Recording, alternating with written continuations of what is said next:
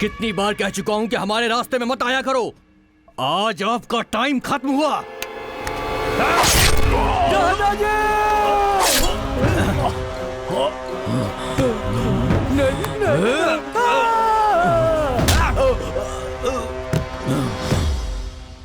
कहाँ मिलेगा वो? आज उनके गांव में त्योहार है, वहीं पर होगा वो।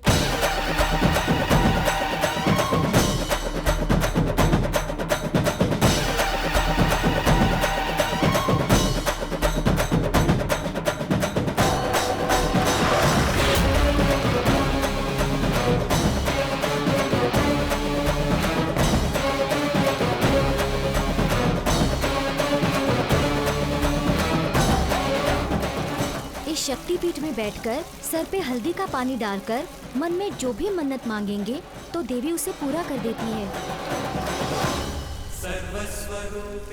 देवी माँ, आज तक मैंने आपसे कुछ भी नहीं मांगा। इतने सालों बाद मेरे एक दादा है, ये मुझे पता चला। उनके प्राणों की रक्षा करना, बस यही इच्छा है।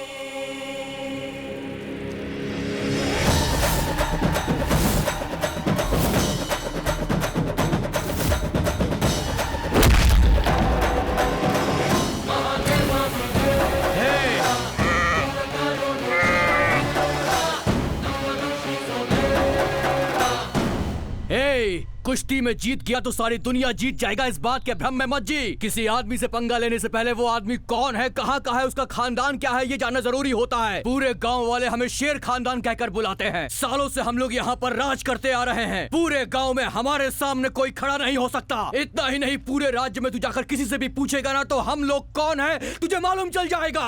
लक्ष्मी, नहीं बेटा, पीछे हट जा।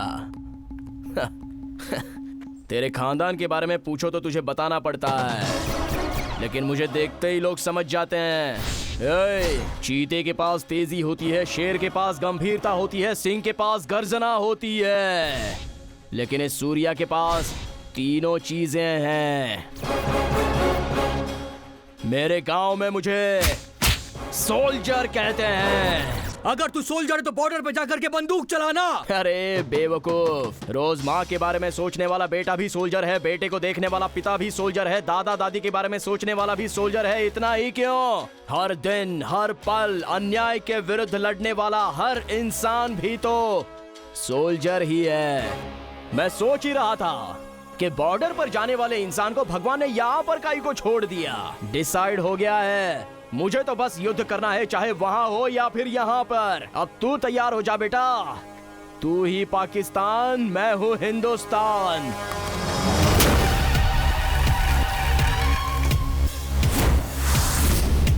बॉर्डर तुम पार मत करना, मैं ही पार करूंगा।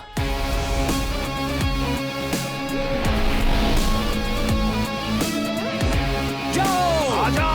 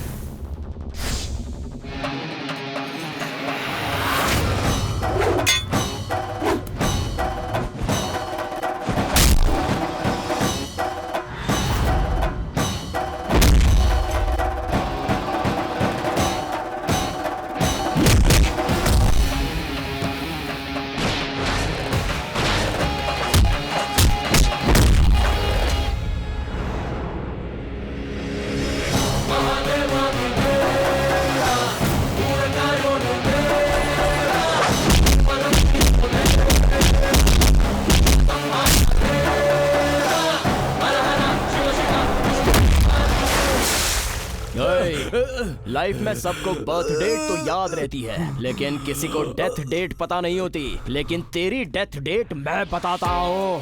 जब तक वो सांस लेते रहेंगे तब तक तेरे जान की वैलिडिटी है। जिंदा रहोगे तो कहीं और भी प्रॉपर्टी बना पाओगे। ये जमीन के पेपर किसानों को दे दो। Okay sir. कुश्ती में हमारे आदमी को हराने के बाद ही उसे खत्म कर देना चाहिए था। उसे छोड़कर बहुत बड़ी गलती हुई। इसको मारा उसने, उसकी इतनी हिम्मत हो गई है। शेर खानदान का नाम सुनते ही लोग डरने लगते हैं। सब लोग अपना सर नीचे करके बात करते हैं। उसने सर उठाने की हिम्मत कैसे की? उसकी गर्दन काट कर अगर इस दरवाजे पर उसकी गर्दन नहीं टांगी तो मैं शेर खानदान का बेटा नहीं। आ जाओ। विक्रम, हाँ, त्योहार तक रुक जाओ। उसकी मौत मैं भी देखना चाहता हूँ। मेरे खानदान को बचाने के लिए तुम्हारे अंदर सारे गुण मौजूद हैं, इसलिए मैंने अपनी पोती की शादी तुमसे करवाने का फैसला किया। मगर तुमने सबके सामने मेरे खानदान को लज्जित कर दिया। उस समय जो वो छोटी सी गलती हुई थी, उसकी वजह से आज तक दुखी हूं। अब फिर एक और गलती करके ऐसा मत करो कि मैं अपनी मौत तक दुखी रहूं। इतना ही रहने दो, फिर कभी ऐसी गलती मत करना। जाओ। कल सुबह मैं यहाँ से चला जाऊंगा। Ambition change. ए, दादाजी नहीं तो कहा है ना, क्या कहती हो? बुजुर्ग इंसान है, अगर गुस्से में 2 बातें बोल दी तो एडजस्ट करना होगा ना। अरे क्या एडजस्ट करना होगा, प्रैक्टिकली जीना सीखो। कितनी उम्र है तुम्हारी? हाँ 24। 24? इस एज में तो लड़कियां पब, क्लब, बॉयफ्रेंड इस तरह से एंजॉय करती रहती हैं, और तुम्हें देखो तो तुम दादी भाई इन सब को मिलाने में लगी हुई हो। अरे तुम्हें इतना सीरियल की तरह ओवर एक्टिंग करने की कोई जरूरत नहीं है। कैसी बात कर रहे हो तुम? जब से तुमसे प्यार किया है कोई गिफ्ट मांगा है क्या? नहीं ना, तो इसे ही गिफ्ट मान लो। प्लीज यार, मेरे लिए इतनी हेल्प कर दो ना। हाँ, वो लोग कौरव लोग हैं, ये पांडव लोग हैं, और मैं श्री कृष्ण परमात्मा, दोनों को मिलवाऊंगा। है, चल निकल। ये तो कभी सीरियस ही नहीं हो सकता। चलो ठीक है, तुम कहती हो तो एक लास्ट ट्राई करते हैं। बैठो। अरे आओ ना। फ्रेंडशिप में बहुत ही डीप डूबी हुई हो क्या? हम अभी एक अच्छे काम के लिए तुम दोनों को त्याग करना होगा। क्या करना है बताओ? कुछ नहीं, कल से 4 दिनों तक तुम दोनों को मुझसे बात नहीं करनी है। हाँ? क्यों? इतना बड़ा लॉकर ओपन करने के लिए छोटे से पिन की जरूरत पड़ती है ना, उसी तरह बड़ी समस्या का कोई छोटा सा सॉल्यूशन होता है। जो शक्ति से नहीं होता उसे युक्ति से करना पड़ता है। प्यार से प्रॉब्लम स्टार्ट हुआ है तो प्यार से ही उसका एंड करना होगा। प्यार से? या बेबी, वो भी मेरे स्टाइल से।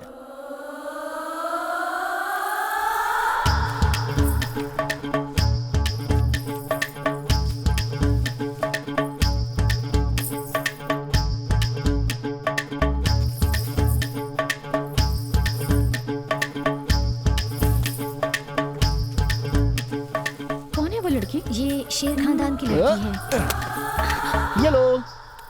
आम को देखकर खाना चाहती हो तो उसमें कोई गलत बात नहीं है। एक्सप्रेस करना सीखो। मेरा भी आपकी तरह सेम कैरेक्टर है, इसलिए एक्सप्रेस कर रहा हूँ। एक्चुअली तुम्हें पहली नजर देखते ही मुझे तुमसे प्यार हो गया। हाँ, लव एट फर्स्ट साइट। हाँ, डरो मत। मैं ऑपोजिट पार्टी का होकर भी आपसे प्यार करता हूँ कह रहा हूँ तो आपको गुस्सा आ रहा होगा। मैं आपको पसंद करता हूँ तो आपको भी मुझे पसंद करना ही है, ऐसा तो कहीं लिखा हुआ नहीं है ना। जस्ट एक्सप्रेस कर रहा हूँ बस। सच कहूँ तो हंसिका से मैंने अपने मर्जी से एंगेजमेंट नहीं की थी, मुझे धोखा देकर एंगेजमेंट करवाई गई थी। ये क्या कह रहे हैं आप? अरे मैं सच कह रहा हूँ। क्या हुआ है, जरा समझाइए ना मुझे। बताता हूँ। फ्रेंड्स, मैं दूसरे लड़के से प्यार करती हूँ। 1 हफ्ते तक मुझसे प्यार का नाटक करो ऐसा बोलकर मुझे इमोशनली लॉक कर दिया। और लवर्स का प्रॉब्लम सुनकर तो मैं पहले ही बहुत ज्यादा इमोशनल हो जाता हूँ। जो भी मुसीबत आने दो, लवर्स को खुश रहना चाहिए ऐसा सोचने वाला मैं कैंडिडेट हूँ। और देखो ना, मेरे साथ ही ऐसा हो रहा है। क्या कह रहा है ये? लगता है दाना डाल रहा है। क्यों?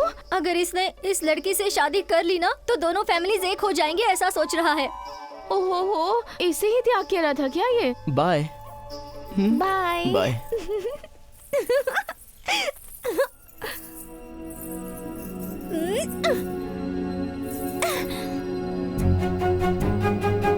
इधर आ।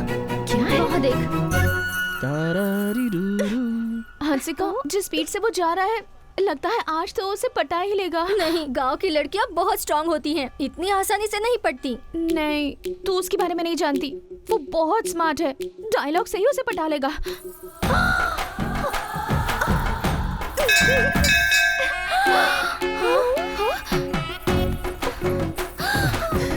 जिक जिक जिक जिक जिक जिक जिक। हे, आई लव यू।